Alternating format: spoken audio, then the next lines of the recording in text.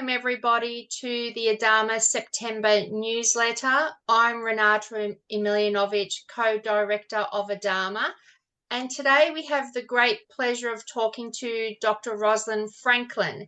She is a WA-based qualified infection prevention and control consultant.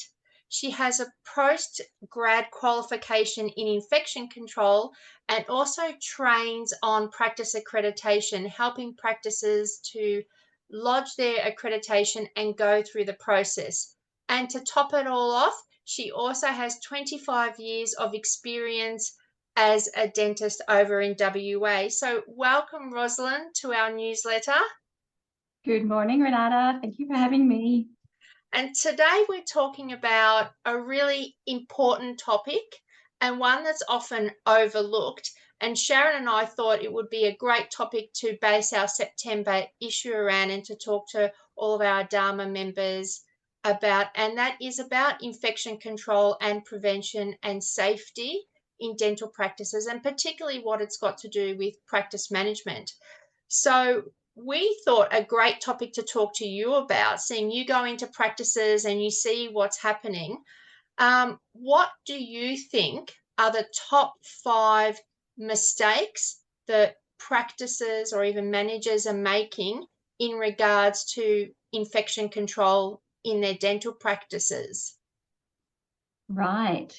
So I've come up, as you suggested, with a list of 5 top mistakes I've seen, but I also want to give a little bit of, well, what can you do about them? Yes. Number one would be, looking at my list, not wearing the proper or perhaps the full personal protective equipment when you're actually cleaning those instruments in the sterilizing room.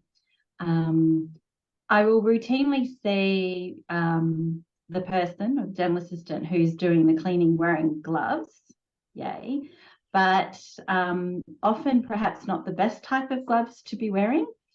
The recommendation that's been out there for a while is to wear some gloves that give you a bit more protection than the exam gloves. So they're a little bit thicker and a little bit longer cuff, just to give you that little bit of added protection. But it's a bit of a battle I tend to lose with DAs because they just love keeping those exam gloves on. And yes, the risk is a little greater when you're cleaning your instruments that you might have a sharps injury, and that's what we're trying to prevent. Yeah, and I've got to say that when I go into practices, and I do have a look around as well when I go in to do the practice management or front desk training, is that I more often see people just wearing their scrubs and their glasses and a mask, but they're not wearing a gown or like some sort of disposable gown over their scrubs. So what should they be wearing? Right.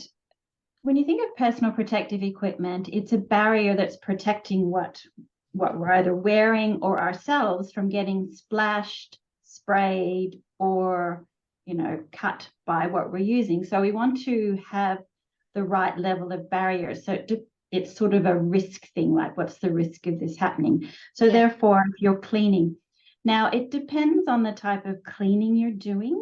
Right. Let's say you're doing the old-fashioned cleaning by hand, the sink full of detergent, the instruments in there.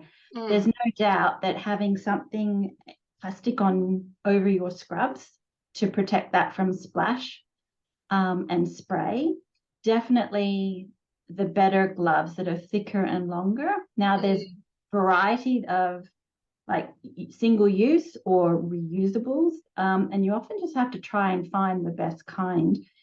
Definitely a mask to prevent, you inhaling splashes and sprays and getting on your face, and definitely some sort of protection on your eyes. So those are definitely, and even if you're, say, exclusively cleaning some instruments by hand in the sink and then the rest are going through your ultrasonic cleaner, you still want to have that same PP on because you're still dealing with water. But so it depends on what you're getting hit with, what you're getting sprayed, what you should wear. But at a minimum, better gloves, mask, glasses, and I usually always say some sort of plastic apron. But then those items have to be handy, like really easy to get. So you've got to have like a hook to put aprons on, to slip on and off. And if you've got a dedicated steri dental assistant, that's easier because they're in there and they can wear the PPE. It's the DAs who fly in and who fly out that we want to still be mindful and build time in, that they've got time in that steri room, which is sometimes easier said than done. Yeah, that's right. Educate the dental practitioners to slow down a bit. Yeah, so and sometimes I even see, you know, reception coming in to help, and sometimes, you know, they're in just normal street clothes, or, you know, even like a shirt and a blazer, and they go in there and they're helping to process instruments. And I always wonder, are you going now to the kitchen and having morning tea or your lunch wearing those same clothes? It just makes the mind kind of boggle, doesn't it? It does. You've got to think about it as it's a dirty room. And so if you're a receptionist going in to help, fantastic, but you need to put on the PPE. In particular, you need to put something over those street clothes, whether it's, you know, the apron or slip into a gown and slip off. And I know it's painful and it's another step and we're so busy, but as you said, it's safety for yourself and for your patients and not spreading the infection through the practice. Exactly. So what's your number 2 mistake My number that you see? 2. Okay, so this comes when you're cleaning instruments. I see a lot of hand scrubbing that's probably not necessary when we have machines to do the cleaning for us. Okay, so in general, I'd recommend not hand scrubbing every single instrument before, say, you pop it in your ultrasonic cleaner. Let's give them a bit of a quick rinse. Make sure the bulk of blood or saliva is off before we put them in that ultrasonic bath. Let the ultrasonic cleaner do its work. When we take them out of the ultrasonic cleaner, and you must rinse all that detergent off really thoroughly, and then tip them out, and then you'll be checking them. Now, things like composite, it's not going to come off in an ultrasonic cleaner. It's probably not coming off in those washer disinfectors. You have to physically get something sharp and carefully remove it. So preference is to chair side wipe or clean as best we can to get the bulk of it off, and then let's go into the steri, rinse, ultrasonic clean. Now, if you've got a washer disinfector, which more and more practices are investing in, the idea then is the instruments could go straight in the washer disinfector. There's no need to pre-clean them as well. Oh, that's handy. Yes.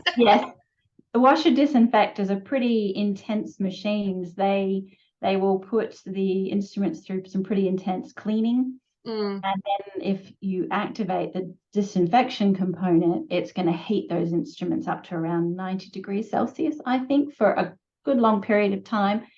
So it's cooking anything that's left and dries them. And then we put those instruments in the autoclave, which will then sterilize them and kill any remaining germs. So using that kind of machinery, is that equipment like that, is that something that you're recommending, or do the Australian standards talk about going in that direction? So the current Australian standards, the Australian New Zealand Standard 4815 for office-based practices, is old. It was written in 2006. And so we've had a lot of advances in our technology since then, but it talked about manual cleaning, ultrasonic cleaning, and washer disinfector, and it basically says, based on an assessment of how well things clean, you can choose. However, moving forward in so the 4815 will be retired maybe this year by a new Australian standard, which has a new number and a new name. And we've only seen the draft versions. They are not, the draft version is not mandating washer disinfectors. Mm. However, that might change when it's published. Yeah. But there is definitely a trend or a push for anybody who cleans and sterilizes instruments to use a more regular, what we call validated cleaning process. So with your mechanical washers and disinfectors, because basically it's like your dishwasher. It will clean and then dry exactly the same way every time. Yeah. Yeah. So it's reproducible. We know when we clean by hand, some people are more thorough than others. Some have more time than others. It varies. So it would be good to have something that can clean reproducibly. But the trade-off is it's another piece of machinery. You've got to run it. You've got to test it. You've got to apply the chemicals for it. But then you get a better clean. Yeah, and I think that's what we're looking at as managers of dental practices, is really thinking about infection control and prevention and safety as the top priority. Yes. And so it might seem like a big expense, but at the end of the day, if you don't have a safe environment and you aren't processing the instruments correctly, and then something goes haywire, then the legal ramifications of that are absolutely massive. So it does make sense to look at these new standards that are coming out and see how we can be better. Yes, how we can be better. And then, you know, in some instances it's black and white. We do it this way, we must record this. And other times it's okay, let's use your professional judgment. Let's look at the risk and decide where in your practice you feel it's best to manage that risk. And this is the process we will choose. So if I work with a dental practice in their steri room, it's not necessarily a cookie cutter approach. I look at each practice individually, the instruments they have, the size of the room, all sorts of other things. Yeah. Good to know. So in a nutshell, we should be using the equipment and the ultrasonic or the thermal washers over hand scrubbing. That's the takeaway from point number 2, right? Yes, mechanical washing over hand scrubbing when you can. Some instruments have to be hand washed, like so you've got to read the instructions for your instruments. So we're probably looking at handpieces.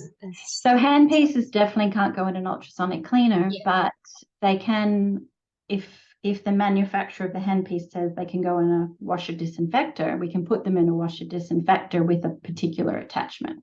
Wonderful. That sounds handy. All right. So number 3 on the list. Number 3, Ros. Okay. So is this a common situation? You might have 2 DAs in a steri room getting ready to load the trays for the autoclave, and one says, "It's paper up," and the other one says, "But I thought it was paper down." No, but at my last practice it was paper up. Well, I'm sure it's paper down. Well, we've had this in the group. We've definitely had this question, and everyone always pipes up about what it should be. Yes, right. What it should be is what your manufacturer's user manual or manufacturer's instructions say it should be. Yes. So let's go back. So say you've got a MOCM or a MELAG, get the instruction booklet out, the user manual, and flip through to how to load autoclave trays. It will tell you paper up, paper down. It might show you photos. Sometimes it's a bit cryptic and you've got to read it carefully. Leases, to my knowledge, are paper up. That's generally what the manual said, the leases and the LARAs, while MOCM and MELAGs tend to be the other way around with paper down. But either way, you've got to read the manual to find out what your autoclave says, and that's what you follow. Yeah. So I think a good idea, I mean, this is where you can put up a little sign, you know, above the autoclave with some pictures, just so that everyone knows which way it goes, so that you're not ending up with a failed cycle. Do you know the reason why it's different in certain, you know, with different manufacturers? I don't know specifically. No, I don't know why it is different in leases as opposed to MOCMs. I have a rudimentary understanding how those cycle B pre-vacuum sterilizers work, which the Mocum and Lisas are, it must be something to do with the way, because they pull air out, they push steam in, they pull steam out, they dry it. I don't know why. I'd love to know. I've sort of asked a few, but I've really got to find a technician who knows the machine rather than a salesperson who doesn't understand the intricacies. Yeah.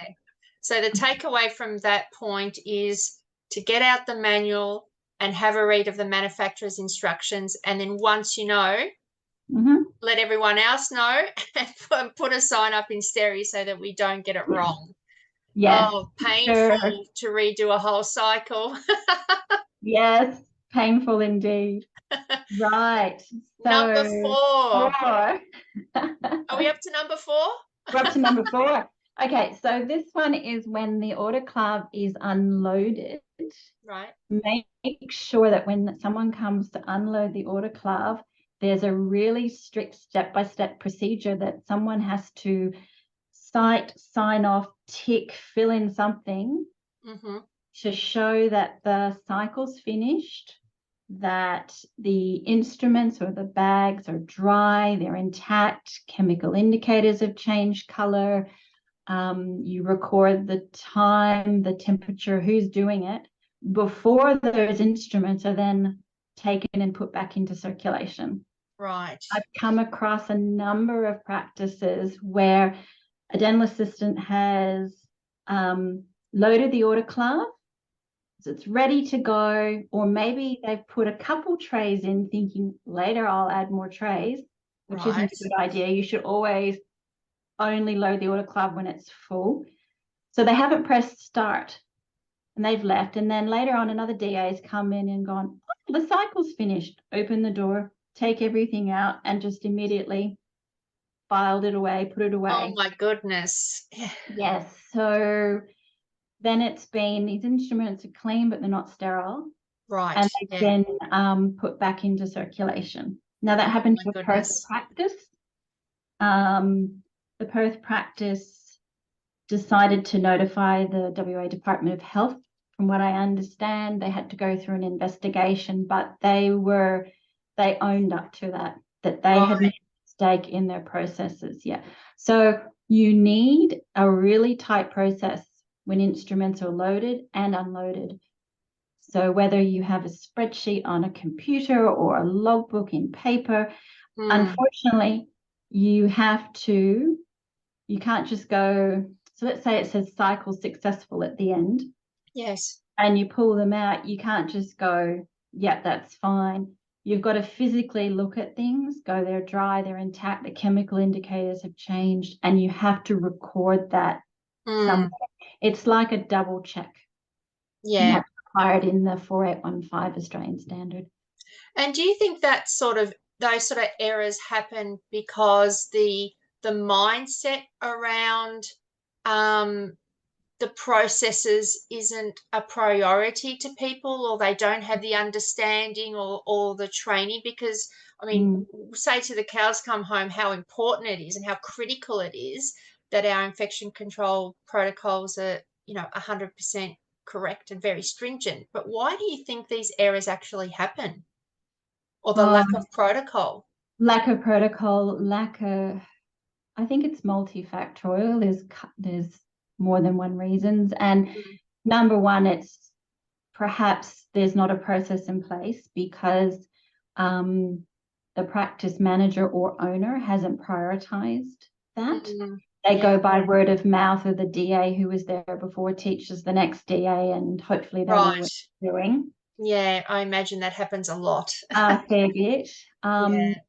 Unfortunately, or fortunately, infection control has evolved into a bit of a rabbit warren and quite a complex topic. So it's really good to read what you can, find out information where you can. And generally, most practices start with the Australian Dental Association infection control guidelines. Great place to start. Gives you a lot of information. And then if you need further information, it can tell you where to go. Well, that's good, and I guess this list of your top 5 areas is a great place to start to actually have that conversation and revisit these things. And if Yes. you don't have really strict protocols in place and they're not documented and you don't have logs, that this is something that you need to pay attention to and just get it started. I imagine it would be a big thing for most practices if they don't have all of that under control, but I guess you have to start at the beginning, right? Yeah, start Just, at the beginning. Just get yeah. some basic processes in place, some basic checklists. You can do it via computer, you can do it by paper, and reach out to people who might be able to help. So there's resources that ADAAMA provides. I have a resources page on my Amalgamate website, so I've got a few videos and resources and links, so it's a great place to start. Ask for help. Because I often will work with practices who are going, I don't have the time. Can I dial a friend? You can dial a friend, yes. Oh, that's nice. So before we forget, what's number 5? Number 5, the question is, can I leave my instruments in the autoclave overnight? Ah, yes. Great question. The answer is no. Oh. Bummer. Okay. It very clearly states in the Australian New Zealand Standard 4815, can't leave them in overnight. Right. So what you will do, and I know people love it to save time because you just whack them in and you walk out the door. Yes, yeah. But the thing is, so the autoclave, when those instruments, they'll sit in there overnight. And the thing is, when a cycle finishes, you need to get there pretty quickly to check that it was successful, check that the bags were dry. Because chances are, if you leave them in the autoclave for 8 hours, they might dry when they were technically not dry. So you haven't got that quality control. So get your load ready, have it dried, bagged, have everything neatly stacked, pop in a container, cover them up so they don't get dusty overnight, and have them ready to roll. And in the morning when you come in, depending on your autoclave, so if you have one of these class cycle Bs, MOCMs, MELAGs, you've got to run your vacuums and helixes before then you put your next load in. Yes, yeah. And some of these autoclaves you can pre-program overnight to run your vacuum and your helixes for you before you come in, which are great. Yeah. Yeah. So if you've got a fairly newer machine and you can preset it to come on at 4 a.m. and run your vacuum and then run your helix. Oh, what a time saver. What a time saver. Had those back in the day. Yeah, so you can do that. Yeah, so that would be, those are my 5 top tips. Yeah. Oh, wonderful. Yeah, you're right. Thank you so much, Ros. And I know we touched on it, but what are your recommendations around training and where to get resource, and particularly with the training, because I have, with practices that I've worked with, consulting, is we have sent them off to do infection control training or have a consultant come to the practice. So what are your recommendations around what sort of training practices might need, and how often should we be looking at what we're doing? I agree with what you've said there. Send them off to any courses. There's a few of us consultants around who can come in and do specific one-on-ones. So courses are run through various companies, apart from the Australian Dental Association and the other associations. There are other companies that run the courses, so Google that. There's a few of us consultants who also run our own training programs. I do have a few that are online now, just to see if that's helpful for people. Oh, fantastic. And so personally, do you travel, I would. You're WA based. Do you travel around Australia to do consulting? Oh yes, yeah, I'm portable. Oh, wonderful. Yeah, so I've been to Queensland and New South Wales and through WA, Northern Territory. Yeah, happy to travel. if that's what the practice would like, someone in the practice, and have a third independent person say, this is what you should do. Because Yeah, well, sometimes I think that sounds like a wonderful idea. better. Yeah. Well, I Yes. hope that we've given everyone a lot to think about with these 5 points. Thank you so much, Dr. Franklin, for all of your wise words and insights. And I think we'll all go back to our practices now and have a good look at what we've been doing in any areas that definitely need attention. And of course, Dr. Franklin is in our Aussie Dental Practice Managers Facebook group, and she's very, very nicely commented on some of the posts that we have. So if you do have any follow-up questions to this, we'll be posting this video into the group, and it'll also be on the ADAAMA YouTube channel. So hopefully, Dr. Franklin, you'll be able to answer some questions. So Yes. thank you very much for being with us today. Thank you for having me. Happy to spread my infection control enthusiasm. We love it. We love it. It's been wonderful. Such an important topic. Thank you. Thank you. Bye.